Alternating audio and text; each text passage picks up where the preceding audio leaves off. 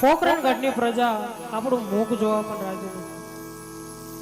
અરે હા સ્વામિનાથ, આપણે તો શું એવો અપરાધ કર્યો છે કે પોખરણગઢની પ્રજા આપણું મુખ જોવાય રાજી નથી? કારણ કે સતી આપણે વાંચ્યા છે. અરે સ્વામિનાથ, આપણે લાસા લક્ષ્મી ને સગુણા આવી ત્રણ દીકરીઓ છે સ્વામિનાથ, આપણે વાંચ્યા કેમ કહેવાય? અરે સતી, તમે સમજ્યા નહીં. દીકરી તો એક પારકા ઘરની આશ કહેવાય. જો આજ પરણાયું કાલ પોતપોતાના સાસરે ચાલી જાય. બાડો બુબડો લૂલો લંગડો પુત્ર હોય તો સતી આ રાજ ચલાવી, નકર એક દી આ રાજને તાળા દેવાય. હા સ્વામિનાથ, આ તમારી વાત કેવી સત્ય છે. અરે હા સતી, તો મારે રાજના કલ્યાણ માટે, મારી કાયાના કલ્યાણ માટે હું વનમાં જઈ ભોળાનાથનું તપ કરું.